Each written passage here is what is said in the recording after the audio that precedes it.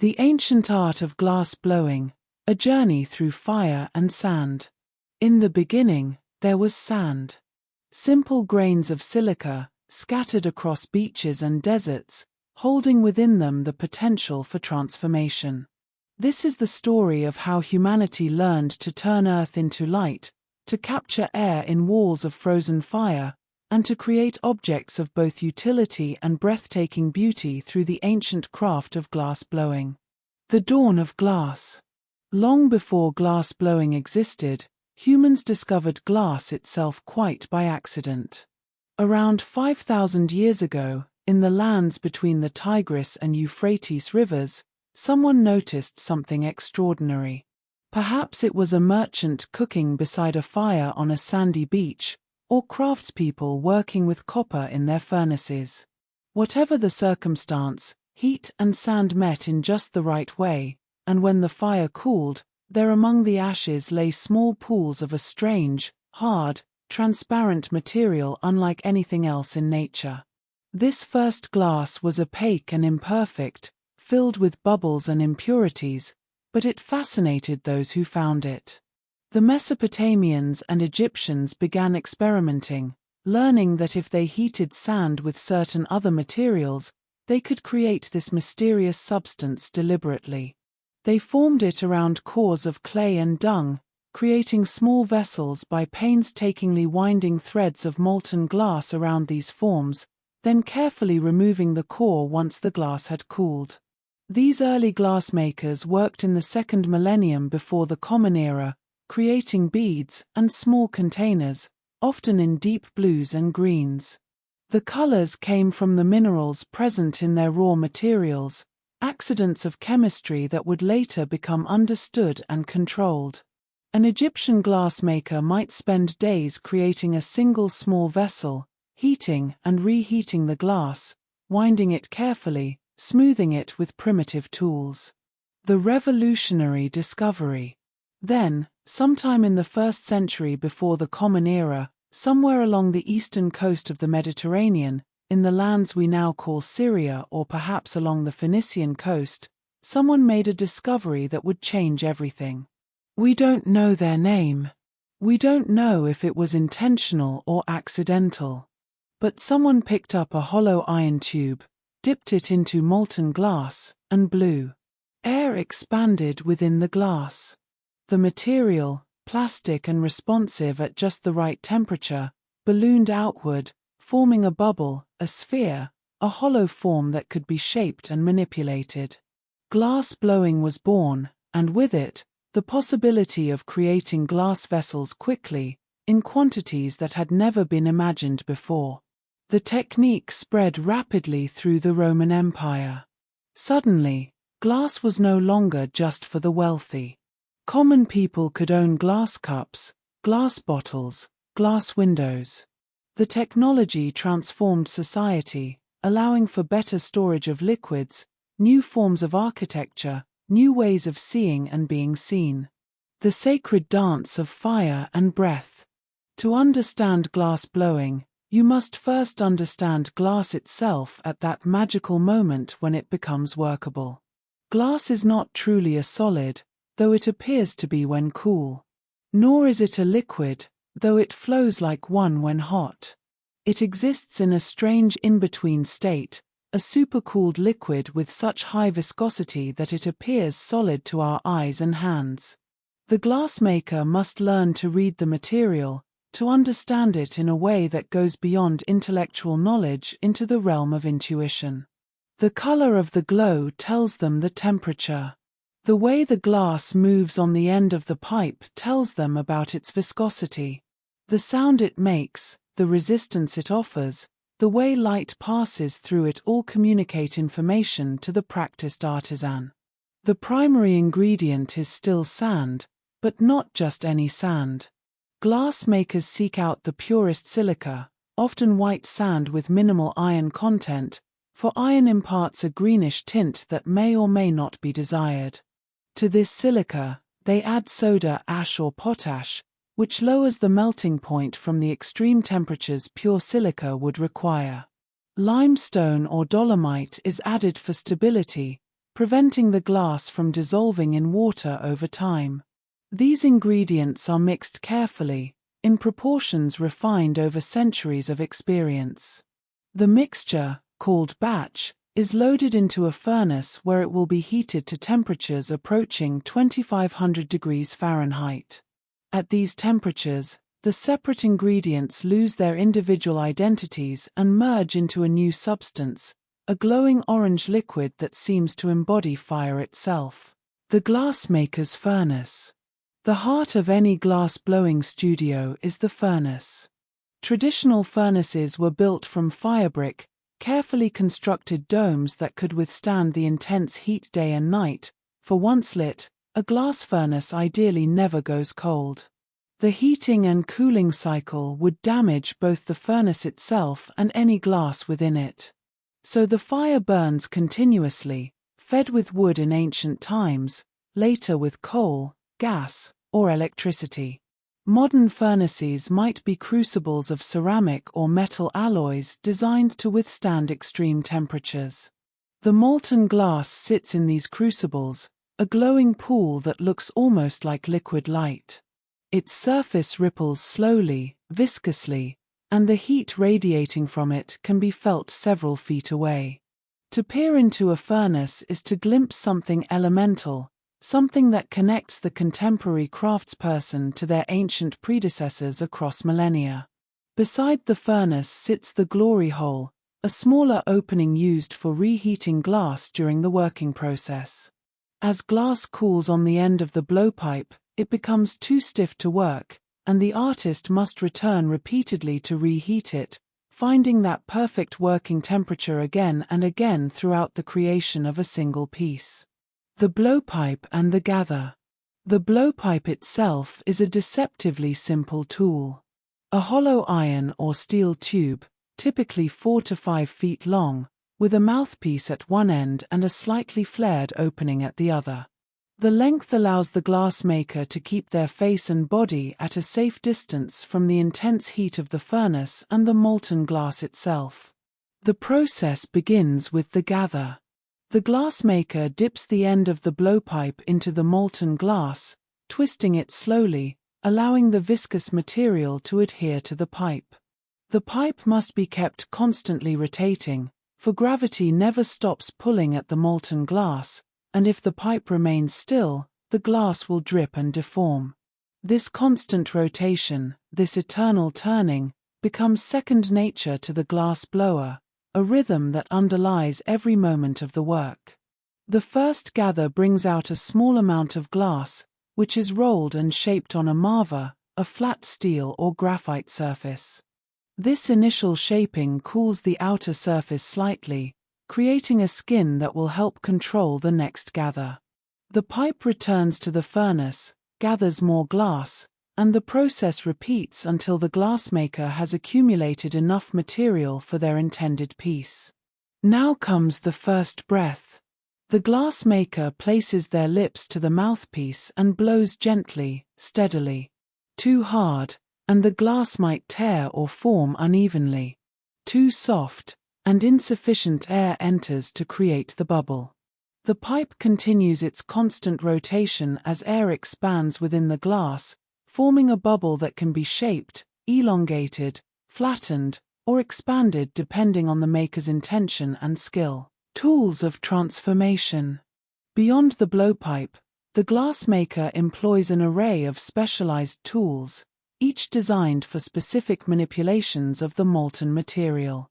The jacks, shaped like large tweezers or scissors, allow the maker to create constrictions, to form necks and openings, to add detail and definition to the emerging form.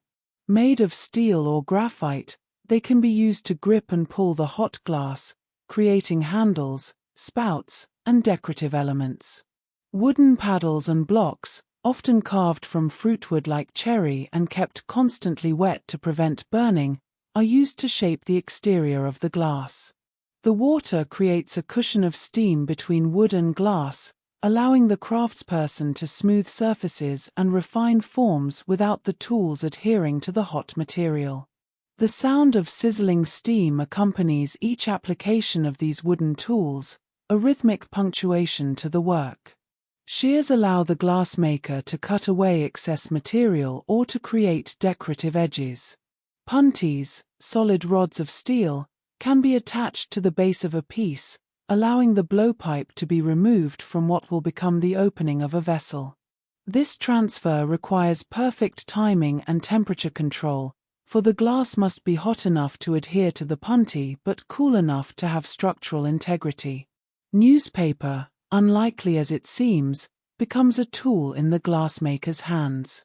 Folded into a pad and kept slightly damp, it can be used to shape hot glass, the moisture creating that same steam cushion. The paper chars and smokes but does not burn through if used correctly, and provides a flexible, moldable surface for shaping the glass. The poetry of color. For thousands of years, glassmakers have sought to create colors within their transparent medium, and the chemistry of colored glass is a study in itself, blending art and science in equal measure. The colors that make us catch our breath when light passes through stained glass windows or art glass vessels are achieved through the addition of various metal oxides and other compounds to the base glass mixture.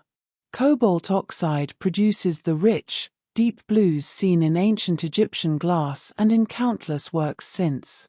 Even in tiny quantities, less than 1%, cobalt imparts an intense blue that has captivated humans across cultures and centuries. This is the blue of the Mediterranean sky, of lapis lazuli, of deep ocean waters. Copper compounds create a range of colors depending on the conditions under which the glass is melted and cooled. In an oxidizing atmosphere, copper produces a blue-green, the color we associate with Roman glass and with ancient glass found in shipwrecks, though in those cases, the color often developed over centuries of exposure to minerals in soil or seawater. In a reducing atmosphere, with less oxygen present, copper creates the deep, rich reds known as copper ruby glass, though this color is notoriously difficult to produce and control. Iron, often present as an impurity in sand, creates green or brown tones depending on its oxidation state. The common green of wine bottles and beer bottles comes from iron in the glass. Glassmakers who want crystal clarity must source sand with minimal iron content or add decolorizing agents to counteract iron's tinting effect. Manganese oxide can produce purple or amethyst tones, and was historically used as a decolorizing agent, countering the green of iron impurities. However, glass containing manganese sometimes develops a purple tint over long exposure to sunlight, which is why some old glass appears lavender or amethyst though it was originally clear. Selenium combined with other compounds produces pink and red tones. Gold, in the form of gold chloride or colloidal gold, produces the stunning cranberry red that graced Victorian glass and remains prized today. The gold particles suspended in the glass scatter light in a way that creates this distinctive color, but the process requires precise temperature control and timing. Chromium oxide yields green, a different green from iron, often more brilliant and emerald-like. Cadmium sulfide and selenium together create vibrant yellows, oranges, and reds. Uranium oxide, once commonly used, produced a distinctive yellow-green that fluoresced under ultraviolet light, creating the collector's favorite known as Vaseline glass. Its use in glass largely ceased with growing awareness of radioactivity, though the small amounts in glass objects pose minimal health risks. Silver compounds can create yellows and ambers through a process called ion exchange, where silver ions migrate into the surface of the glass. This technique, known as silver staining, was crucial in the development of stained glass windows, allowing artists to create golden tones without cutting and leading separate pieces of yellow glass. Layering and casing. Beyond mixing colorants into the base glass, artisans developed techniques for layering different colors, creating depth and complexity that simple coloring could not achieve. In casing, a gather of one color is picked up, then dipped again into glass of a different color, creating layers. The outer layer can then be selectively removed through cutting, engraving, or acid etching, revealing the color beneath and creating cameo effects. The Portland vase, created in Rome between 15 and 25 years into the Common Era, demonstrates ancient mastery of this technique. Deep blue glass is cased with white, which is then carved away to create figures in white relief against the blue background. This masterpiece of Roman glass making influenced artists for centuries after its rediscovery. Venetian glassmakers on the island of Murano perfected latimo, an opaque white glass created by adding tin or antimony compounds, which could be cased over or under transparent colors. They also developed filigrana techniques, where thin rods of white glass were incorporated into clear glass and twisted into delicate spiral patterns, creating lace-like effects within the material itself. Temperature and time. The creation of a glass piece is ultimately a dance with temperature and time. The glass must be kept within a relatively narrow temperature range during working, hot enough to be plastic and responsive but not so hot that it simply runs off the pipe like water. This working range varies with the composition of the glass, but generally falls between around 1,600 and 2,000 degrees Fahrenheit. As the piece takes shape, it repeatedly cools beyond this working range and must be returned to the glory hole for reheating. Each reheating risks damaging or deforming the work, so the glassmaker must work efficiently, accomplishing as much shaping as possible between reheatings. The rhythm of work becomes gather, shape, blow, shape, reheat, shape more, reheat again, in a cycle that continues until the piece is complete. When the work is finished, it faces perhaps its greatest danger. Glass that cools too quickly develops internal stresses that can cause it to shatter spontaneously, sometimes hours or days after creation. To prevent this, finished pieces are placed in an annealing oven, where they are held at a temperature high enough to relieve stress but low enough that they maintain their shape, typically around 900 to 1,000 degrees Fahrenheit for soda-lime glass. The temperature is then reduced very gradually, sometimes over many hours or even days for large or thick pieces. This controlled cooling allows the glass molecules to arrange themselves without the frozen-in stresses that rapid cooling creates. The annealing schedule depends on the thickness of the glass and its composition, knowledge gained through centuries of broken pieces and hard-won understanding. The Venetian legacy. No discussion of glass blowing would be complete without exploring the island of Murano, near Venice, where glassmaking became not just a craft but an entire culture. In 1291, the Venetian government, concerned about fire risk in the city's wooden buildings, ordered all glass furnaces moved to the island of Murano.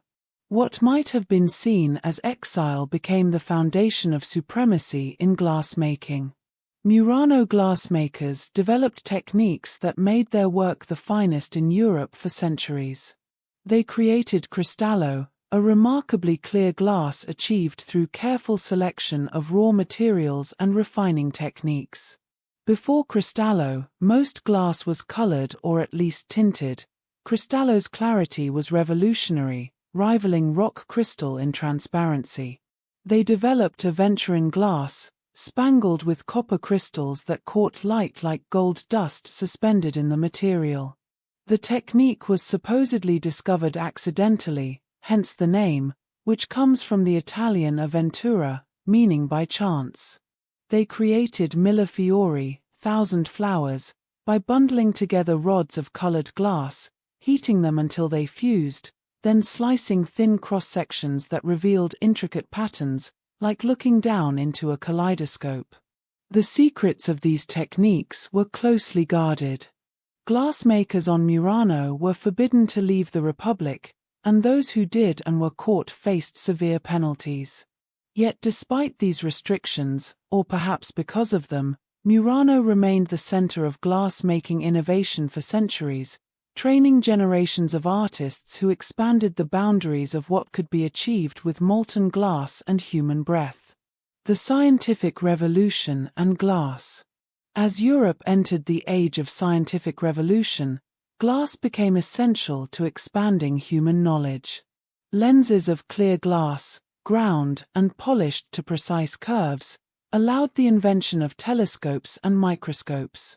Suddenly, the invisible became visible. Galileo pointed his telescope at the night sky and saw the moons of Jupiter.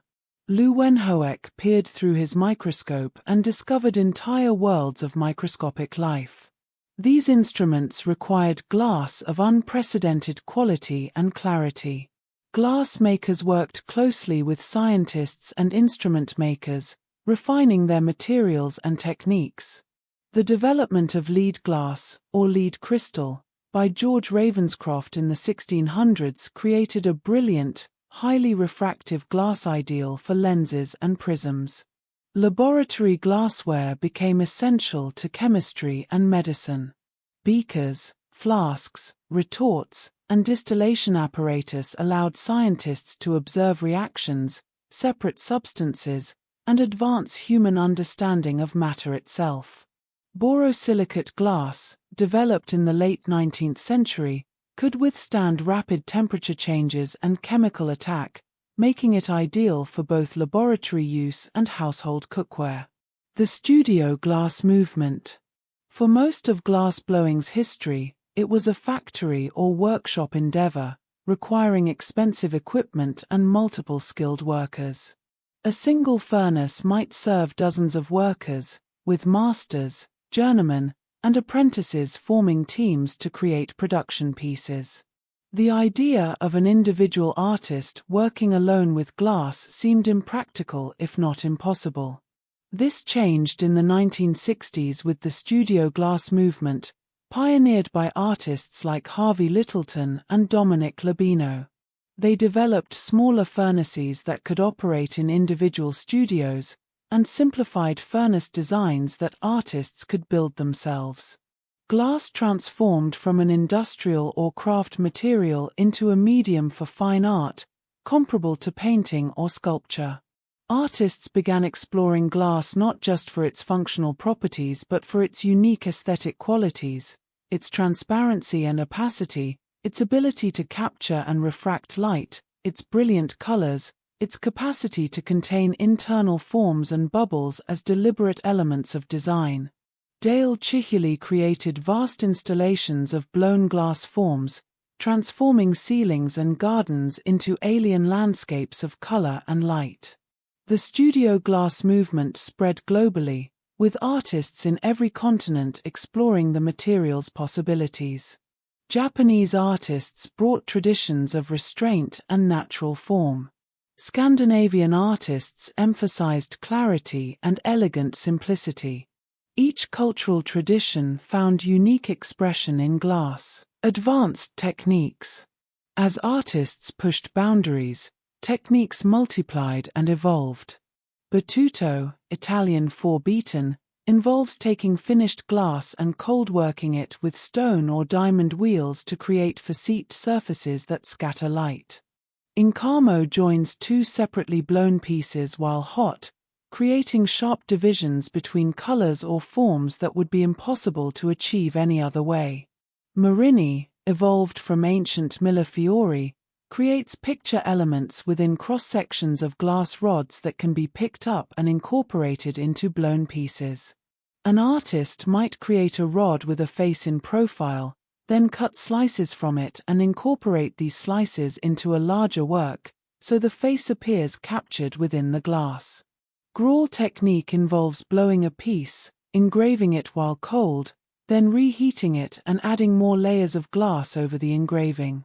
The design becomes trapped within the glass, visible but untouchable, existing in the interior of the piece.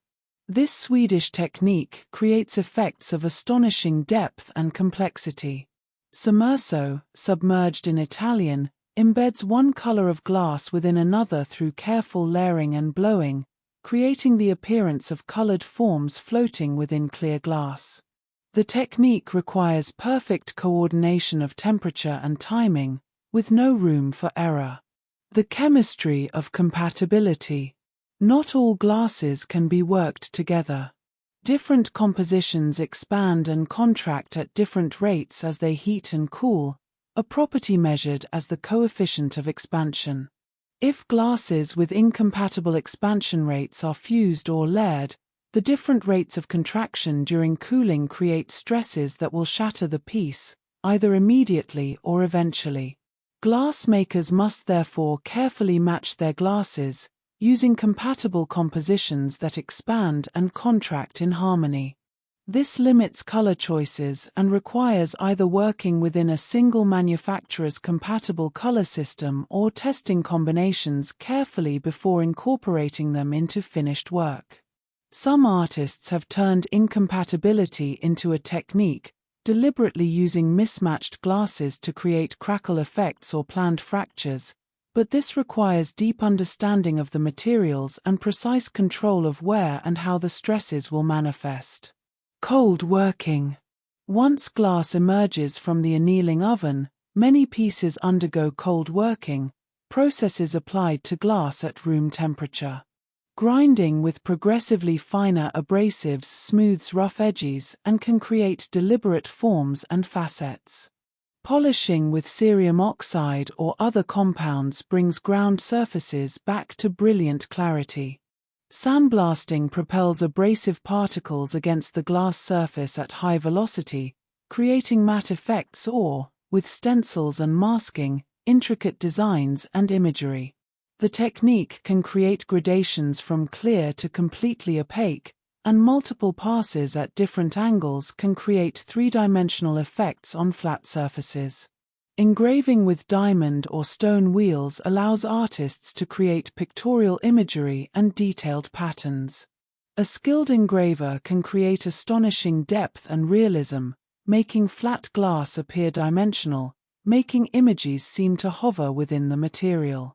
Acid etching dissolves the glass surface where applied, creating matte or deeply carved effects.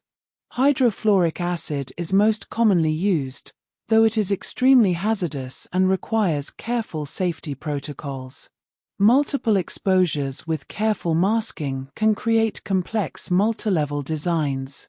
Fire polish and flame working.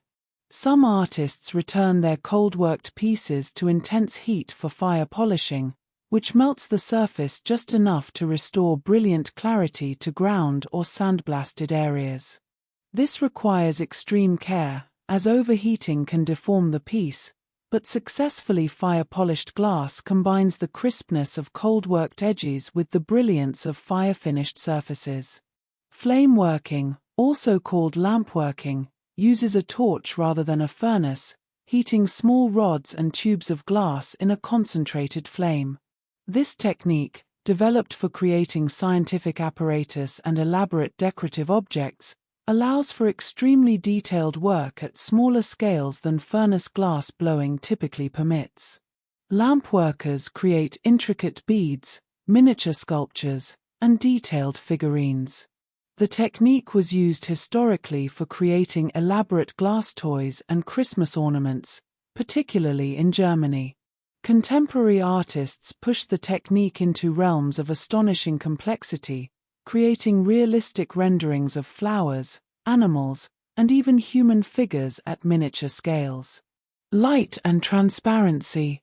What ultimately distinguishes glass from all other materials is its relationship with light. Opaque materials stop light at their surface. Glass invites light to enter, to pass through, to be transformed in the passage.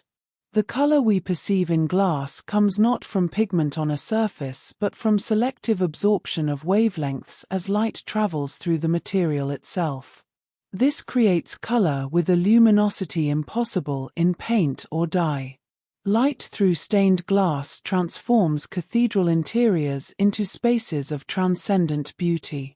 A simple colored bottle on a windowsill becomes a source of colored light, casting patches of blue or green or amber on nearby surfaces.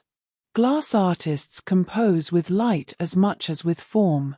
They consider how their pieces will be lit, how light will enter and exit, what colors will be created, what shadows cast. A piece designed for transmitted light, backlit or holding a light source within, creates entirely different effects than one designed for reflected light. The persistence of tradition. Despite centuries of evolution, the fundamental techniques of glass blowing remain remarkably consistent with those developed 2,000 years ago in the Roman Empire. A glass blower from ancient Syria, transported to a contemporary studio, would recognize the furnace, the blowpipe, the glory hole, the constant rotation, the shaping tools, the marriage of breath and heat that transforms sand into objects of beauty and utility. This continuity reflects something essential about the craft. The physics of molten glass haven't changed. The relationship between heat and viscosity, between breadth and expansion, between timing and success remains exactly what it was millennia ago. Tools can be refined, furnaces made more efficient, colors better understood and controlled, but the core act of gathering molten glass on a pipe and breathing it into form remains unchanged and perhaps unchangeable. The human element. In an age of automation and mass production, glass blowing remains stubbornly, necessarily human. Yes, machines can press and mold glass, can create bottles and jars by the thousands. But the finest work, the pieces that make us pause and wonder, still require human breath, human judgment, human response to a material that never behaves exactly the same way twice. The glassmaker develops an intimate relationship with the material, learning to read its moods, to anticipate its behavior, to respond in the moment to what is happening at the end of the pipe. No written instructions can fully capture this knowledge, which must be learned through practice, through failure, through the accumulated experience of working with glass day after day, year after year. This is why glass blowing is still taught master to apprentice, why watching an experienced glassmaker work is essential to learning the craft. Videos and books can convey information, but the subtle timing, the precise movements, the way experienced hands rotate the pipe without conscious thought, these must be absorbed through observation and practice. The global renaissance. Today, glass blowing thrives globally in ways unimaginable even 50 years ago. The studio glass movement has matured, with second and third generations of artists building on the foundations their predecessors laid. Universities offer programs in glass art. Museums mount major exhibitions. Collectors avidly seek contemporary glass art. Traditional centers like Murano continue their centuries-old traditions while also embracing innovation. New centers have emerged in Australia, Japan, Korea, and elsewhere, each bringing unique cultural perspectives to the medium. Indigenous artists incorporate traditional imagery and concepts into glass, creating work that bridges ancient traditions and contemporary materials. The internet and social media allow glass artists to share techniques, inspiration, and finished work across continents instantly. A maker in Finland can watch a video of a technique developed in Seattle and begin incorporating it into their own work the same day. This free flow of information accelerates innovation while also raising questions about cultural appropriation and intellectual property in craft. The endless possibilities. After 4,000 years of working with glass, artists and craftspeople continue discovering new possibilities in the material. Contemporary artists combine glass with other materials, embedding it in concrete, suspending it in resin, incorporating it into mixed media installations. They explore the boundaries between glass as functional object and glass as pure sculpture or conceptual art. Some push the material to extremes, creating pieces of astonishing scale or of such delicacy they seem impossible. Others explore simplicity, seeing how much can be expressed with minimal means. The material accommodates both approaches, both maximalist exuberance and minimalist restraint. New technologies offer new tools. Computer-controlled cutting and grinding machines allow precision beyond what handwork can achieve. 3D printing creates molds for casting glass that would be impossible to carve by hand. Yet these technologies serve the vision of the artist rather than replacing the essential connection between maker and material. The environmental consideration. Modern glass makers increasingly consider the environmental impact of their craft. Glass furnaces consume enormous amounts of energy, traditionally from fossil fuels. The industry has begun exploring solar-powered furnaces, electric furnaces powered by renewable energy, and more efficient furnace designs that reduce fuel consumption. Recycling has become central to many studios. Cullet, crushed recycled glass, melts at lower temperatures than raw batch, reducing energy needs. Some artists work exclusively with recycled glass, gathering bottles and broken pieces and transforming waste into art. This practice connects contemporary makers to ancient traditions, as Roman glassmakers routinely recycled glass, knowing it could be melted and reformed indefinitely without loss of quality. The materials themselves raise questions. Some colorants, like cadmium and lead, pose environmental and health hazards. Artists and manufacturers seek safer alternatives, though sometimes at the cost of certain colors or properties. Balancing artistic vision with environmental and health responsibility remains an ongoing challenge. The meditative practice. For many who practice it, glass blowing becomes a form of moving meditation. The requirement of constant attention, the need to respond to what the glass is doing in each moment, creates a state of flow where past and future fade and only the present exists. The rotation of the pipe becomes a mantra, the breath a connection between self and material. This meditative quality may explain part of glass's enduring appeal.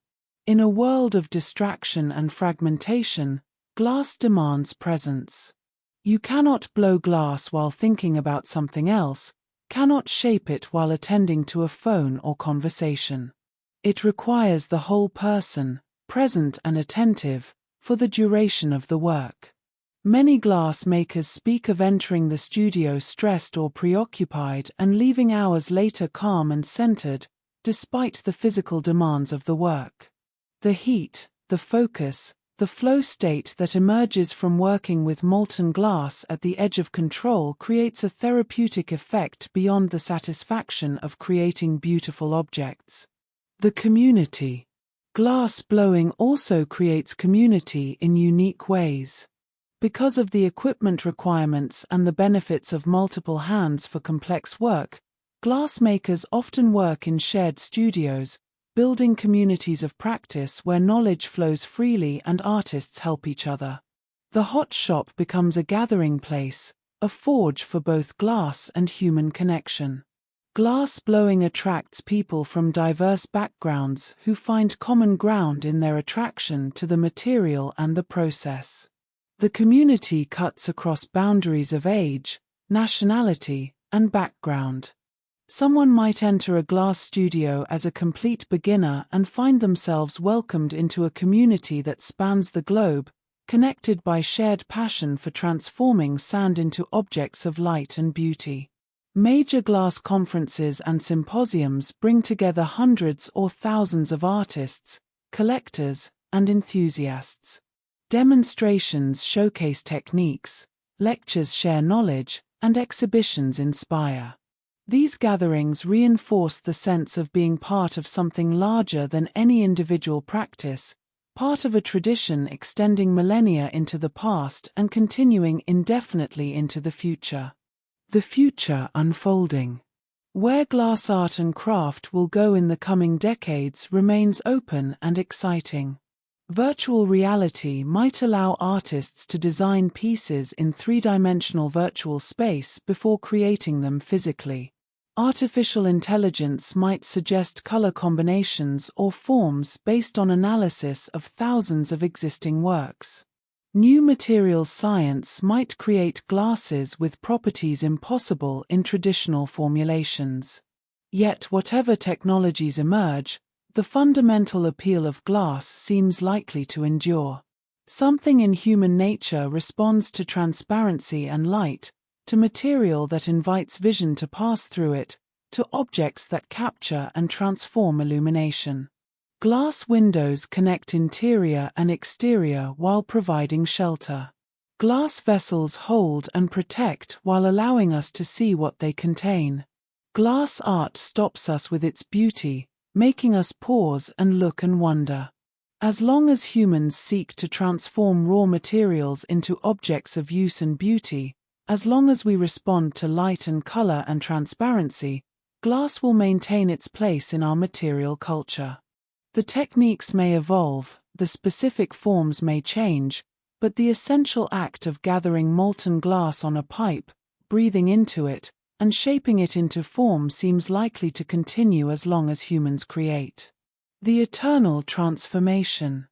In the end, glass returns us to one of humanity's oldest and most profound discoveries, that materials can be transformed, that what seems solid and unchanging can become fluid and plastic, that we can participate in creation through our knowledge and skill and vision.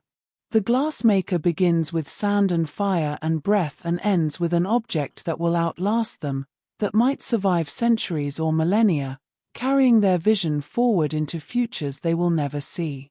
Every glass object holds within it this story of transformation.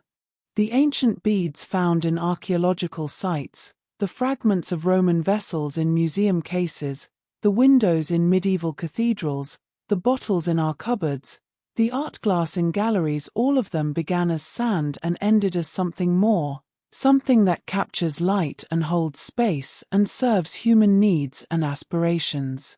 The craft endures because it speaks to something essential in human nature, our drive to create, to transform, to make beauty, to leave something behind that says we were here, we saw light and color and form, and we made this in response. From the first accidental discovery of glass in ancient campfires to the most sophisticated contemporary art glass, the impulse remains the same, to take what Earth provides and transform it into something that serves human needs and feeds human spirits. As you drift toward sleep, perhaps you can imagine yourself in a quiet glass studio, watching the furnace glow, hearing the constant rotation of the pipe, seeing molten glass respond to breath and become a form of light and color, connecting you across millennia to everyone who has ever gathered glass on a pipe and breathed life into sand transformed by fire. The glassmaker turns the pipe, the glass glows orange in the darkened studio, and the ancient dance of breath and fire and sand continues, as it has for 2,000 years, as it will for centuries to come, the eternal transformation of earth into light, of material into meaning, of sand into stories held in walls of frozen fire.